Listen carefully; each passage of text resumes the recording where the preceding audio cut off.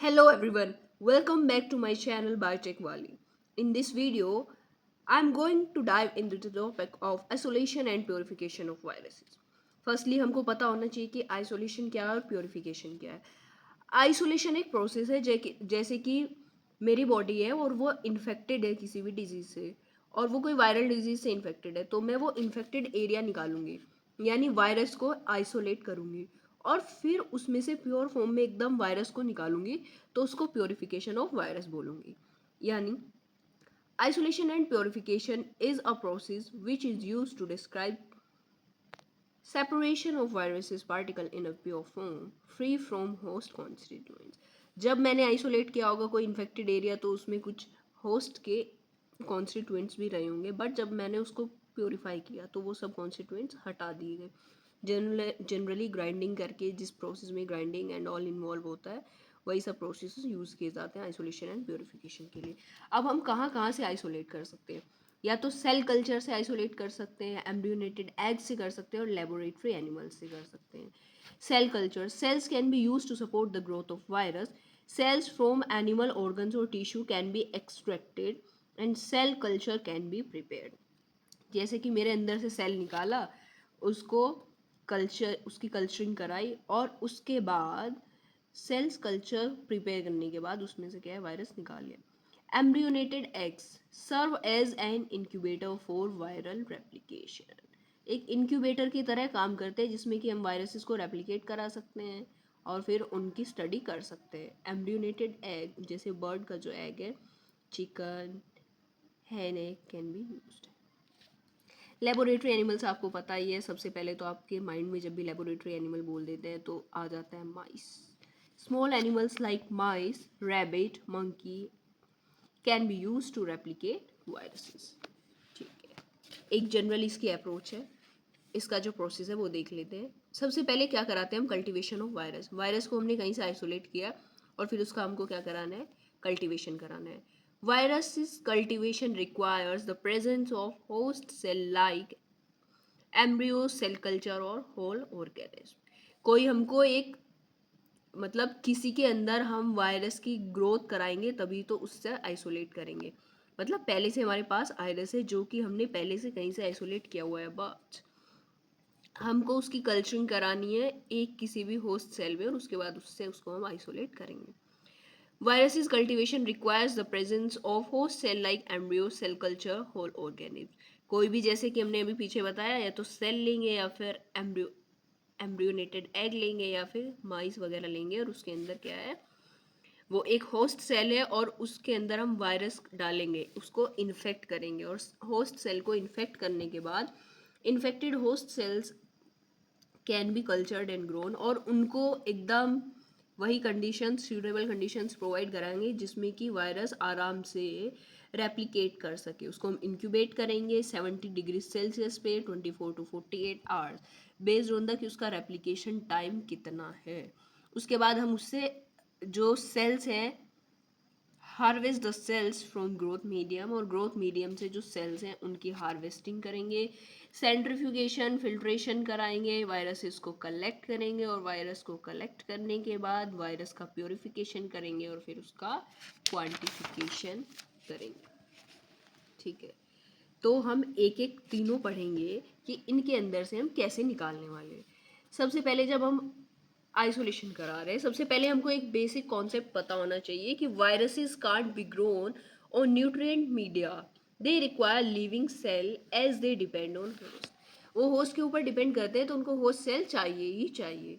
तो ठीक है, आइसोलेशन मतलब कल्टीवेशन ऑफ वायरस सबसे पहले हमको कराना पड़ेगा. आइसोलेट करने के लिए कोई हमारे पास वायरस है उसको हम होस्ट सेल के अंदर डाल के कैसे भी कल्टीवेट कराएंगे और कल्टीवेट कराने के बाद उसका प्योरिफिकेशन करेंगे. तो सबसे पहले हम देख लेते हैं एम्ब्रियो. एम्ब्रियो क्या है, एक just fertilized eggs. Fertilized egg कौन सा, 6-8 डेज वाला जो एग है is used for virus cultivation.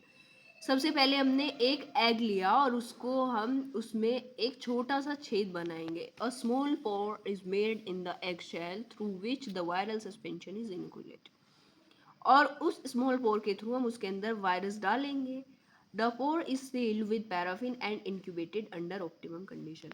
और फिर उस पोर को हम सील कर देंगे और सील करने के बाद प्रॉपर कंडीशंस में रख देंगे और वायरस जो है रेप्लिकेट कर जाएगा। और जब वायरस रेप्लिकेट कर जाएगा तो फिर हम उसके अंदर से वायरस को क्या है आइसोलेट कर लेंगे, ठीक है, और फिर उसका प्योरीफिकेशन कर देंगे। आप ये सब चीज़ें पहले लिख सकते हो और जो पूरा जनरल अप्रोच है वो बाद में, ठीक है। ये आपको एक एग दिख रहा है और एग के अंदर के जो भी कंपोनेंट्स रहते हैं हमने उनको बना दिया है यहाँ पे। और ये देखिए हम एमनियोटिक इनोकुलेशन, यॉक सेक इनोकुलेशन, यानी जब हम यॉक सेक में डाल रहे हैं तो यॉक सेक इनोकुलेशन बोल देते हैं, और जब एमनियोटिक फ्लूइड में डाल रहे हैं तो एमनियोटिक इनोकुलेशन बोल देते हैं, ठीक है। उसके बाद हम सेकंड बात करते हैं लेबोरेटरी एनिमल्स की। The animal host is used for those viruses which are difficult to grow on cell tissue और फर्टिलाइज्ड एग। अब कुछ वायरसेस ऐसे हैं जो कि एम्ब्रियो और सेल को सपोर्ट नहीं कर रहे हैं रेप्लिकेशन के लिए, तो उनके लिए हम एनिमल होस्ट यूज करेंगे like mice, rabbit,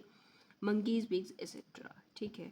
subcutaneous, intranasal, intraperitoneal, इन सब के थ्रू हम इनोकुलेट कर सकते हैं। सबक्यूटेनियस मतलब स्किन में हम उसको क्या है स्किन के अंदर जैसे इंट्रोड्यूस करा दिया और फिर वायरस का रेप्लिकेशन करा दिया, तो ऐसे ही 2-3 तरीके हैं उनके थ्रू अलग अलग हम कर सकते हैं। नेक्स्ट आता है cell and tissue cell culture. Animal cell culture हम उसको प्रिपेयर कर सकते हैं, किसी भी एनिमल ऑर्गन या टिश्यू से एक सेल लिया और उसके अंदर वायरस को इंट्रोड्यूस कराया और उसके बाद उसका रेप्लिकेशन कराया। When monolayer cells or tissue are inoculated with virus and then incubated, growth of cell is observed by cytopathic effect. अब ये जरूर पता होना चाहिए कि what is cytopathic effect. Cytopathic effect are distinct observational cell abnormalities due to viral infection. अब हमने cell के अंदर वायरस को इन्फेक्ट कर दिया, उसके बाद जो भी चेंजेस आ रहे हैं उसकी मॉर्फोलॉजिकल स्ट्रक्चर्स में उनको हम ऑब्जर्व करते हैं, उसी को हम साइटोपैथिक इफेक्ट बोलते हैं। Due to viral infection, it can induce change in morphology, formation of bodies, etc. The virus multiplies and bursts the host cell, releasing the virions. This is known as plaques. Localized bursting or lysis of cell, उसी को हम क्या बोलते हैं plaques. अब purification की बात आती है। The purification of virus is needed to study the viral structure, reproduction and other aspects of the biology. Virus के पूरे एस्पेक्ट्स पढ़ने के लिए हम उसका प्योरिफिकेशन करते हैं, क्योंकि अगर उसके साथ कोई भी चीज़ मिक्स होगी तो हम प्रॉपर उसका जो है स्टडी नहीं कर पाएंगे। प्योरिफिकेशन हम 3-4 मेथड मेंशन कर दिए हैं, ऐसे और भी मेथड्स होते हैं जिनके थ्रू हम प्योरिफिकेशन कर सकते हैं, like centrifugation, chromatography, filtration, precipitation etcetera, ठीक है। और प्योरिटी के लिए कुछ और टेक्निक्स हैं जो कि और डीप टेक्निक्स हैं, ELISA, RIA, western blot, absorption. These methods require antibody specific to viral protein. ये स्टडी के लिए सब जो है क्या है टेक्निक्स है। सेंट्रीफ्यूगेशन आपको पता ही है, आपको जितनी भी ये टेक्निक्स है आप उनको डिफाइन भी करके लिख सकते हैं अगर आप चाहते हैं तो। सेंट्रीफ्यूगेशन साइज के बेसिस पे सेपरेट करता है।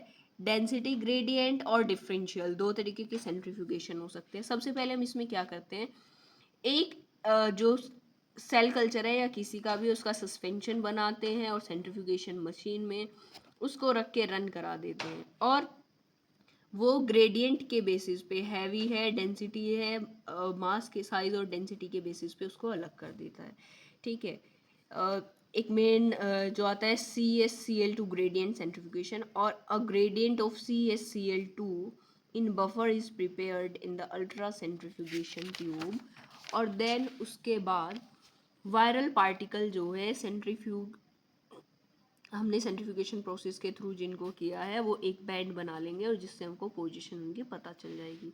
उसके बाद आता है क्रोमेटोग्राफी। बहुत सारी क्रोमेटोग्राफी टेक्निक्स है जो हम यूज़ कर सकते हैं, like affinity, ion exchange and all.